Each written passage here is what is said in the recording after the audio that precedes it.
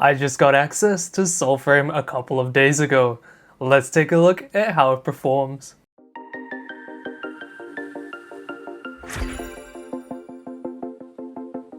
The format of this video is pretty simple. I have two graphics cards that I will be benchmarking. I will do a performance summary for both graphics cards and a graphics comparison using the higher end card, comparing low, medium, and high presets and a setting which I felt was better for the lower end graphics card. I'll also be including power usage for both graphics cards. I'll also be including 1080p versus 1440p, as well as DLSS versus non-DLSS. Benchmarking Soulframe did prove a bit challenging, but I'm using this path on this part of the map which had a lot of environmental assets. I found this spot after playing the game for about an hour or two, and I think it has a good mix of textures as well as being a bit challenging in terms of walking about in this area. To be transparent as well, I tried my absolute best to eliminate any mobs that could attack me during the run, but due to the random spawn of enemies, I couldn't always avoid this. On at least one run from the 3-run average, I would have been engaged by enemies. However, I did not engage in combat or turn my camera, I just kept running in the direction I needed to. This meant that sometimes my character would turn around to face the enemies. However, if you continue to run in the same direction, your character will turn back to the correct direction. I found that this didn't seem to have much of a difference from when the enemy was targeting me or not, so I don't think this is a problem.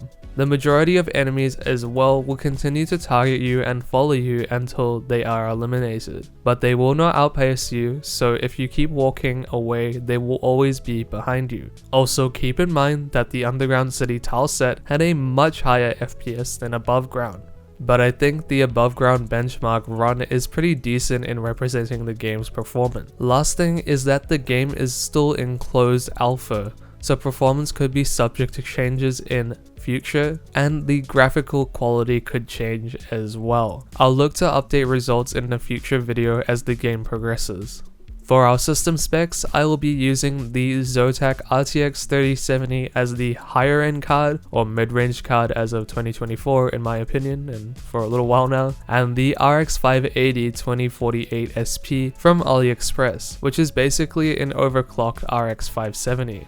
Both cards have 8GB of VRAM. The rest of the build is pretty simple. A Ryzen 5 5600 stock, 32GB of DDR4 4000 Patriot Viper memory, and a Corsair RMX 750 750W power supply.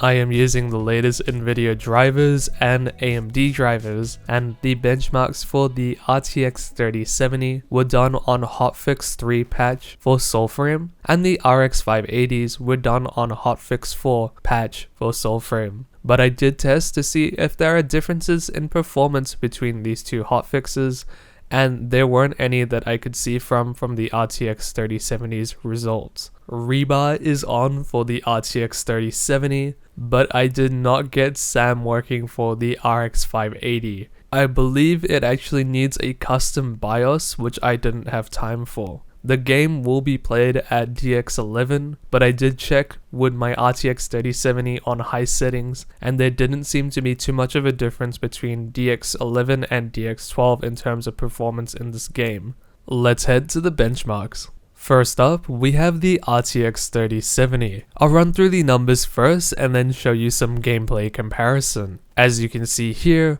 all three presets being low, medium, and high performed very well on the RTX 3070 with over 300 FPS on low settings. Frame times were decent in all three graphics settings, but the high settings did have a few hiccups when I was doing the benchmark. The low settings average FPS was 116% faster than medium and 207% faster than the high settings. The 1% lows were also really good at 181.27 FPS.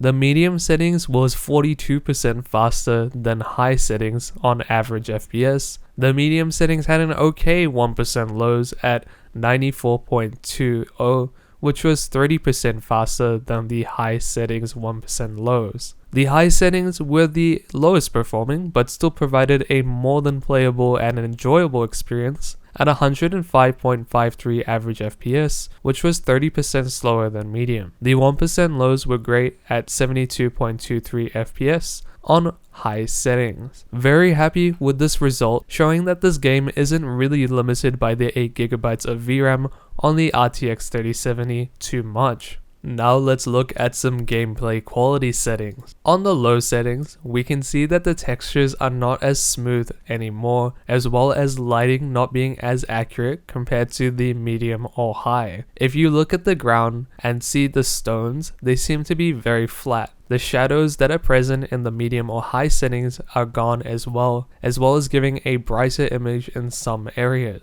The cape on the back of the character did look slightly worse than the medium settings, being more jarring and less smooth. There are also a lack of sun rays, which I personally like for the ambience of the game when you're walking around. Some of the finer details are gone from the textures, which is an easy way to summarize for the low settings. Next is medium settings. The textures here are a lot smoother than low, only a slight loss of detail from the high settings here. The lighting is also a lot nicer compared to low settings, with light rays coming through just like high settings. The character cape looked pretty similar at medium and high settings. Shadows are actually apparent compared to the low settings, showing a little bit more depth, but not to the extent of high setting. I felt that the textures were nice in an increase in quality and smoothness over the low settings. If you have a look over at the rocks by the waterfall, they look pretty good. Not bad for the middle ground settings. On high settings, I got the impression that it felt a lot cleaner or crispy compared to the medium settings. There are finer details, such as the ball object on the statue having a little bit more shine on it as well. Lighting on the foliage like the trees looks a little bit more realistic compared to the medium setting. The texture on the character's cape on the back seems to be a bit similar on the high and medium preset. I can't tell too much of a difference here. While the medium preset is great generally, I think that the high settings are a little bit more immersive and have a little bit more depth compared to the medium settings. Comparing the three runs side by side, you can see the visual difference between the three texture qualities settings to get a bit more of an indication of what all three presets offer. Personally, I think that the game looks visually really good with the higher quality setting. If your graphics card can handle it, I don't see any reason why you would need an extremely high frame rate in this type of game, considering it's Souls-like. Playing something like Sekiro on the PS5, for example, feels really good to myself at 60 FPS, and I don't think that's an exception for Soulframe as well. But at the same time, I don't doubt for a second that the more FPS you have, or the better 1% lows, will offer a more fluid in-game experience. Since the RTX 3070 could more than handle the high preset, I changed a few settings to the absolute highest, so they're on technical custom settings. So let's see how they compare at 1080p and 1440p with DLSS on and DLSS off. At 1080p, we achieved a more than playable 86.53 FPS with DLSS off and 65.1 for 1% lows. When DLSS is on for 1080p, the average FPS was a 55% increase in performance over the non-DLSS. The 1% lows improved, being from 81.47 FPS on DLSS and 65.1 on the non-DLSS, which is a 22% difference. So not a bad improvement at all for DLSS.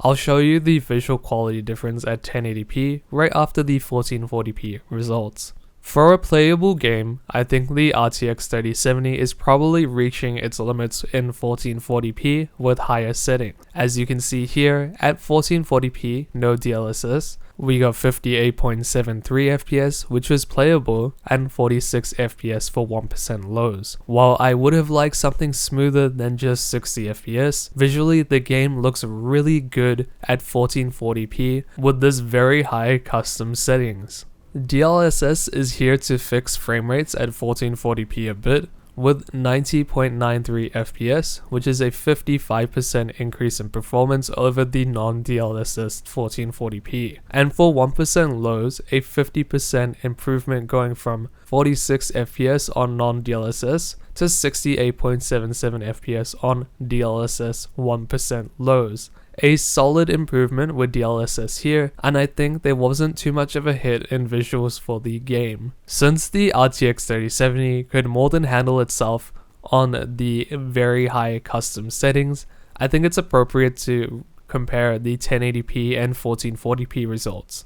So taking the non-DLSS average FPS, 1080p was 47% faster than 1440p at average FPS, and 42% faster on 1% lows. For the DLSS comparison, 1080p was 48% faster than 1440p at average FPS, and 1% lows at 1080p were only 18% faster than 1440p. Pretty much the same performance decrease on average FPS from 1080p to 1440p, but 1% lows was a much smaller margin. I'd like to try this out with a better CPU to see if there's any difference in 1% lows in the future. In terms of the very high or ludicrous settings, there are only a few differences between it and the high preset. The fog is a bit more detailed and there isn't too much else which is different, as you can see here. Both are quite crisp in terms of the quality and texture quality, and they seem to be a bit similar on both. I could argue that the particles, like in the fire,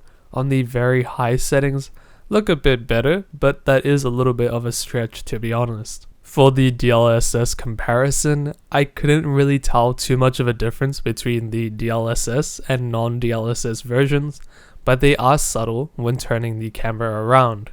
When walking around some areas, the texture clarity isn't too good because of the upscaling, but it was difficult to tell during the benchmarks and reviewing the footage right now. The truth is that at 1080p or 1440p, DLSS is more than fine to turn on for this title, and the visual fidelity loss isn't too much in my opinion, so you can achieve a decent smooth FPS while maintaining a relatively high graphics quality with very high settings on the RTX 3070. Now to our lower card or entry 1080p card, the RX 580 2048 SP. Low, medium, and high settings did not use FSR upscaling, but the custom settings did use FSR. This card performed well at 1080p, with the low settings having 124.24 FPS on average, and the 1% lows being 94.90, which are both the highest for the RX 580. While visually not the best looking for the game, it was a bit more smoother on the low setting. Next was the medium settings, which had a 70% decrease in performance on average FPS compared to the low settings. 1% lows did alright at medium settings at 31.67 FPS,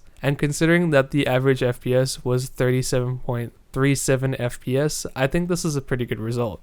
At high settings, the game was just not that nice. It was a bit jarring at 23 FPS and didn't feel playable to myself. The 1% lows achieved a 17.43 FPS. The RX 580 couldn't really handle the high settings. So what can we do? The low settings run really well, but they don't look great. Here comes our savior, FSR upscaling. At 1080p with these custom settings, we got 59.83 FPS, which is pretty decent, and a 60% increase in performance compared to the average FPS on medium. Even 1% lows were 50.77 FPS, which made these custom settings feel great. There weren't any problems that I could see with frame times in using FSR and the custom settings. Maintaining nearly 60 FPS constantly felt great to benchmark. I didn't test 1440p as I didn't really see the point of it on this card, and we were already struggling with the custom settings to make the game look decent and run well. Overall, pretty happy that this game is still playable with lower end graphics cards. Having a look at the graphics quality for the FSR custom settings at 1080p for the RX 580, it looked visually pretty decent. The textures aren't always the best, Like if you look around at the waterfall rocks, compared to even the medium settings, they aren't as smooth. They do look like the low settings rocks. But in terms of light rays that are coming through, and the shiny textures as well as some decent shadows, I think this makes up for the lack of texture in some areas. If I put these side by side, which one is the FSR custom quality and which one is the medium settings? Have a look, which one is which? It's a little bit hard to tell, but the one on the right is the FSR custom quality and the one on the left is the medium setting. I think this gives some perspective into what graphics settings you actually need in terms of sacrificing performance for minor visual gain. It also proves that low-end cards still have a place at 1080p with FSR, at least in this game, and a little bit of lighting and shadow quality goes a long way. Not a bad result from the RX 580 from what I've seen. I wanted to show a visual comparison of all of the graphics settings, so low, medium, high, very high, and the custom FSR one besides the DLSS one, so I won't be able to fit that on the screen here, but I have the visual comparison of the benchmark running side by side of just the character. If you guys want to have a look at screenshots in more detail, head over to my website, link in the description. Hopefully the article should be done by the time this video gets out, but I'll let this benchmark play out for a little bit and you guys can probably see the graphics difference between all of them. As well, if I get some time, I will upload the individual runs of these benchmarks for low, medium, high, very high, and FSR, as well as the DLSS one, if you guys want to have a look at them, because I know otherwise this video is going to be too long. It's also good to note that these benchmarks were actually recorded on my camera from my screen, so I didn't use OBS or a capture card. The reason I couldn't use my capture card is because I had a problem with VSync, so it wouldn't be like a proper representation of performance. I think my camera captured a lot of detail, so you guys can see that graphics comparison there, so it's not too bad, I think, in my opinion. So I will just let it play out for a little bit longer and we should be good to go, and I'll see you guys in the rest of the video. Now for some quick GPU power consumption and usage charts. For the RTX 3070 at 1080p, on the wattage there is only a slight change from the low settings at 195.9 watts, whereas the medium and high settings were at 219 watts. Again, similarly, on the GPU load, the low settings was only 75% compared to the higher 98% on medium and 99.5% at high, whereas on the GPU memory usage, on average, 73% on the 8GB was used at high settings compared to 50.9% at medium and only 36.3% at low. This does make sense, as the GPU memory usage is in slight correlation to the performance we got for low, medium, and high settings at 1080p. At 1080p versus 1440p on the very high settings, wattage and GPU core load were pretty much the same whether it was 1080p or 1440p, or if DLSS was on or off. But in GPU memory usage, the highest came from 1440p, very high, no DLSS, at 83.8% due to the higher detail and rendering out in 1440p, whereas 1080p with the same very high settings had 76.1% memory usage, a slight decrease. When DLSS is enabled, 1440p got 77.3% memory usage and 1080p got 67.9% memory usage, which were both lower than the non-DLSS counterparts. Similar thing happens with the RX 580 on GPU core load and wattage, with low, medium, and high being similar again. The difference came from the amount of memory used once again. On the RX 580, the high settings had around 73.1% memory usage compared to 58.7% at medium and 38.2% at low. While the memory usage was higher at high settings, the benchmarks show us that the GPU couldn't keep up and the frames rendered were quite low. The custom FSR result had a similar GPU memory usage to the high preset at 72.5%, but yet the game was much more playable. It's great to see that FSR can breathe a bit of life into these older entry-level cards for more graphically demanding games without sacrificing too much performance for visual quality. it seems that when the GPU is stretched towards its limits, the power consumption and GPU core load will be at its highest, which intuitively makes sense and is shown in the performance graphs for the benchmarks as well. I wanted to show these metrics to give an idea of how much wattage the graphics cards will draw, as well as seeing how the 8GB of VRAM performs on both of these cards. It's quite obvious that this game is quite GPU intensive and will benefit from a faster GPU. But it's good to know that 8GB of VRAM even at 1440p for a faster card like the RTX 3070 won't be too much of an issue. What are my final thoughts? To me, using upscaling like FSR or DLSS is fine in this game, and I personally couldn't tell too much of a difference. Also, I have to note that the CPU usage in this game wasn't that high. Even at 1440p, the game was very reliant on the graphics card, and the RX 580 really showed that this would be 100% graphics card usage. It was great to see that the graphics cards were being fully utilized, pretty much, in most of the benchmarks, except for low settings on the RTX 3070. I think it shows how GPU intensive Soulframe is at the moment, and that a faster GPU will benefit you to a certain extent. As we saw, picking custom settings and masking some of the lower texture quality with the lighting or shaders can help for performance while maintaining a good looking game. Combine this with upscaling and you have a more than playable experience. I found that DLSS was awesome for the RTX 3070 and I'm currently playing on it as the moment. Even FSR on the RX 580 felt awesome to play on and made an otherwise lackluster experience at high or medium settings feel like a playable game without too much graphical downside. Even the combat is pretty cool. It's a Souls-like game. The perfect parries are pretty fun to do, although not exactly the best, in my opinion, compared to some other games, but the combat does feel pretty okay at the moment. The snap of the sparrow to show you where you're going is just perfect to me. I think it's so cool. It's like in Ghost of Tsushima, you use the wind to see where you're going. I think that's an awesome thing that they've put in, and I really do like it. I like the particle effects on the rollout of the molten lava thing that you have on your second ability, I believe. And it's pretty fun to play the game overall against all of these NPCs, and I'm using the dual sword, so pretty fun at the moment. It's a great game and I can't wait to see where it goes in the future. The game to me looks a lot like a Plague Tale Requiem in terms of design, and when I watch the characters run, it really does look and feel similar. I think that Soulframe is going to be a great game to benchmark for the future, and hopefully its release will be very successful when it's finally out to the public. I really want to retry this in a couple of months with a better CPU to see what happens. Thanks for watching. Check out whystech.org for some more awesome tech content, but other than that, stay safe, stay healthy, and I'll see you guys in the next video. Bye!